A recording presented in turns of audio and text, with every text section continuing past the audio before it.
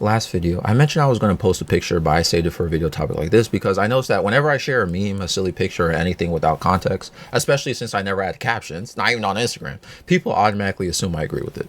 They don't consider that I might be posting it to make a point or spark a conversation. For some, everything's just black and white, right? The picture I was going to post was this. And I kind of wanted to talk about this in an older video. I don't remember which one, but it was related to people measuring success on their own personal ideas and pushing it towards others. Now, as you can see, if you don't get it, there is, I guess this is a satirical thing or a statement about how people have their own take on what labels a woman successful, yet a man unsuccessful. This is interesting because society perceives success differently for both men and women. And this is why I felt like in whatever video in the past I mentioned where I talked about measuring success, I always felt like if you want to judge other people for their success, people will unfortunately consider your gender with that as well. We have very interesting societal expectations. For example, I recognize this even when I was a kid. This may be hard to explain, by the way, but if you get what I'm saying, you get what I'm saying. A teacher, for example, teachers are extremely underpaid to this day. I actually find being a professor or a teacher a very respectable profession. But when you see a male teacher, some people assume the male underachieved for some reason. It's hard to explain, but do you guys know what I'm talking about? You see a female teacher versus a male teacher. There's like this weird societal understanding or double standard that maybe because women are stereotyped as more nurturing, it is considered more successful for them to be teachers because they're dealing with kids all the time, right? And the next generation, the younger folk. It's the same thing with nurses. I remember in high school, there was a guy in my chemistry class who said he wanted to be a nurse and people thought he was gay. It's like, huh? What's wrong with being a male nurse? Like, okay, but see, here comes the society, the gender difference. It's like people associate nurses with being a feminine, a female dominated profession, or it's something more widely accepted to be successful for women because it's compassionate and nurturing work. And not to beat a dead horse, but this one might hit home for some of y'all, right? I think this also applies to stay-home parents. If you're a stay-at-home mom, people think you hit the lottery or something. You got a man that does all the traditional roles properly, takes care of you and everything, the breadwinner, right? So much that you can stay at home and everything. But if a man is a stay-at-home dad, I've seen people take that as them being unambitious, lazy, or they critique the man for being dependent on their wife's income. They think the wife dominates the relationship, the whole thing, right? You don't even know their relationship. You just think the wife is a dummy. You know what I'm saying? And is that a bad thing? Well, many people do feel it's emasculating. Rather, it's not what a man is supposed to do. Listen, it all relates to the same type of double standard. So with this image about the waiter and the waitress in this meme, oftentimes the double standard is where society tends to view a waiter as somebody who may not be ambitious enough or hasn't reached higher status jobs yet. So when we view this job as a waiter, as something that's not ambitious for a male, yet as a waitress, we may not look at it in the same way. We look at a waitress or other certain jobs as fine for women, but apparently not good enough for men. By the way, for anyone who works in the food industry, being a waiter or waitress is a very tolling job. It requires a lot of hard work, and y'all know that. So I always found it strange that people felt the need to disrespect those who do this type of work, regardless of gender bias. Any job or career that does service is completely legitimate, people. And here's the thing. For anyone who is not happy with their job right now or feels certain types of jobs or professions are beneath you, like being a waiter or a waitress or stuffing the fries in the bag, these type of jobs that service people open the opportunity for managerial roles or even motivating or inspiring entrepreneurship. Just because you're working retail, sales, hospitality, waiter, anything, right? A lot of these jobs that are considered low status or low paying, well, they may be low paying too, but people just consider them low status, right? They shouldn't just be dismissed because those type of jobs tend to also rely on other skills. There are things that I lack because I never worked in certain industries. I had one job when I was 18. I quit. Like, I only think I was in there for like a year, bro. I quit. Like, I've been running my own business venture since for the past decade. I've been able to take care of myself. But you know what also sparked that? If you follow the timeline, when I was a kid, I helped build software for people who I consider to be my friends online who weren't, right? They sold that software online. And I also had my little business ventures where I sold code. I wrote for a game for some money. But I don't have that much experience in an actual professional sales environment that to the point where I struggle with customer service to this day, by the way. I've gotten way better with it, to be honest, but nowadays when I have customers who want to buy my product or hire me for like a gig or something, right? I get frustrated very easily. Listen, hey, this job is going to get done regardless, you know what I'm saying? But I don't have patience for customers that I would have learned if I worked in retail, for example. If I worked in any sort of sales job, I would have learned how to deal with customers better. I don't have the communication skills to work with other people.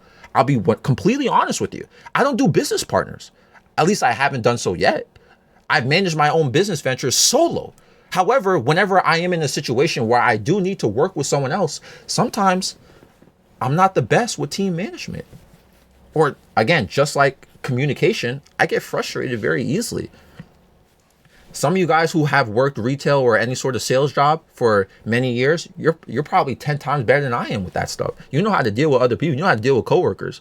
You know how to deal with team management, all that stuff. I'm a customer service. I'm terrible at it. My point is, if you're working these quote low status jobs, you're learning valuable skills or communication skills or time management, customer service, and problem solving, a skill set you won't just naturally learn on your own.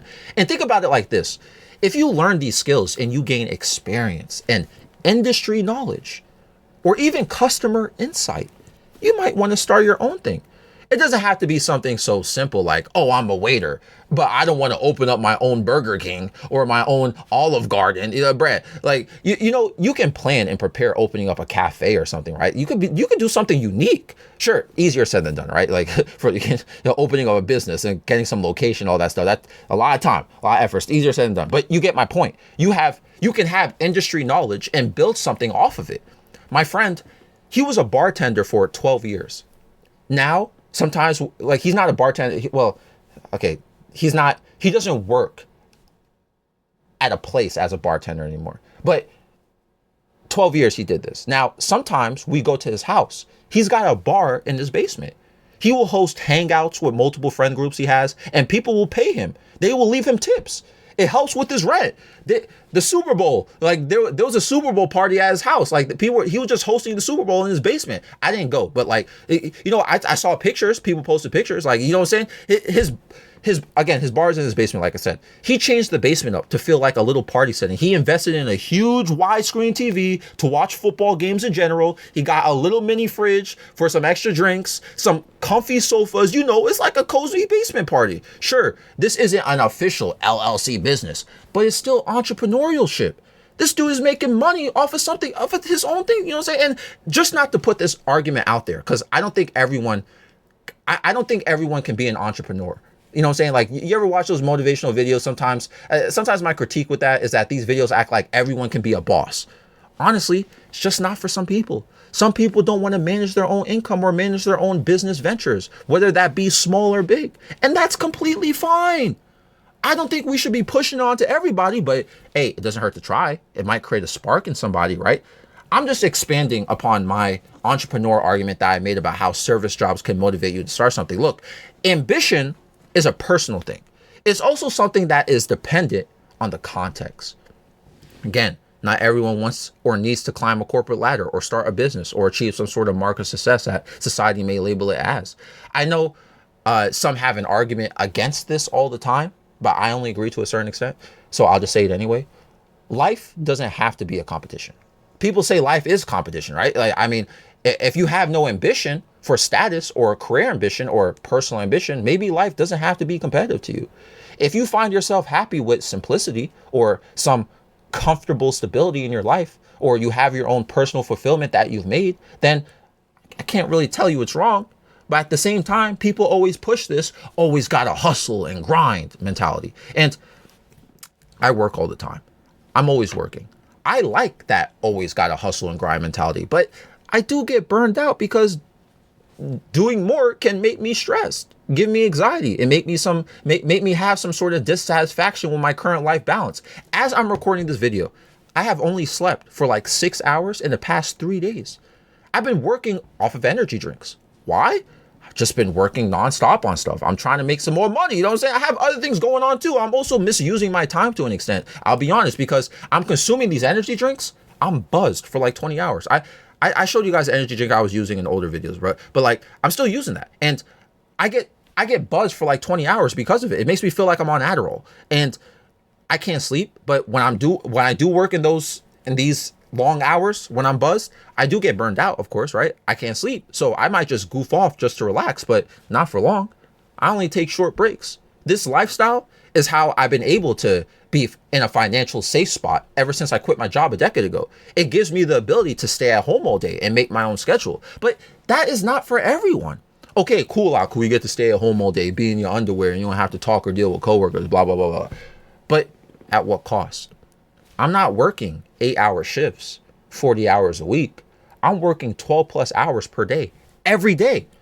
That's straining. And it's not fun for people who aren't into stuff like that. And plus, remember a few videos ago, I mentioned my neck and my spine hurt from sitting in my chair for so long, right? Bro, this is another cost.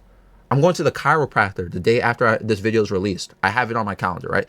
I gotta get my neck fixed since I'm leaning over my computer desk and staring at my eyes are bloodshot, bro. My eyes are just messed up at this point because I've been staring at my monitor for so many years of my life. You know what I'm saying? Like my health is degrading.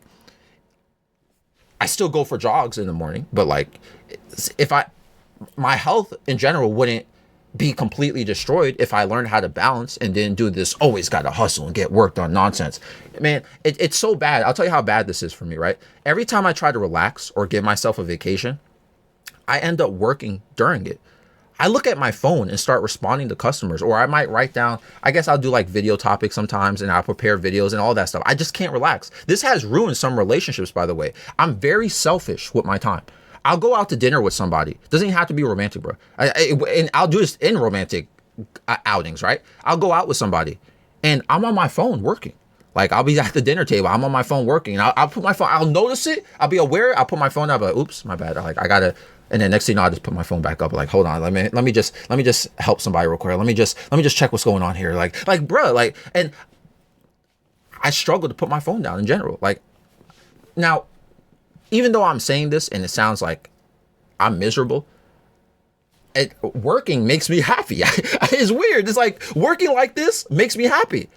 But again, it comes with a cost. But this is what I mean. Simplicity and balance is more satisfying, fulfilling to many people.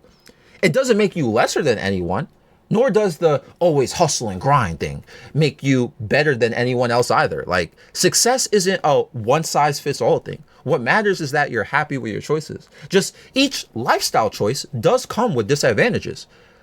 Society's definition of success shouldn't dictate your own. Back to the picture, be a waiter if you want to, if you're happy. It is what it is.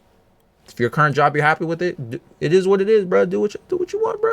Anyway, this episode is found on Spotify and YouTube. Times Square. Nightmare 7 a.m. in the morning though. No surprise. Times Square's you and I under those lights. No disguise. Don't tell me everything you wanted was a lie. All those city lights, it's an endless night. Never expected you to bring me so much life. Close my eyes too long, then it's time to say goodbye. Let's dance all night until the stars don't show glow. Till the sunrise, then we go solo. Making up for all the times that we were low. Let's make some memories before we do go. Let's dance all night until the stars don't show glow. Till the sunrise, then we go solo. Making up for all the times that we were low. Let's make some memories before we do go. Caution. Wait a moment, keep my heart locked away, it's filled with emotion. Gave the key to you, right in front of you is open. Hey, try your best to not leave it broken. Oh, it's been a while since you know it's frozen. Not the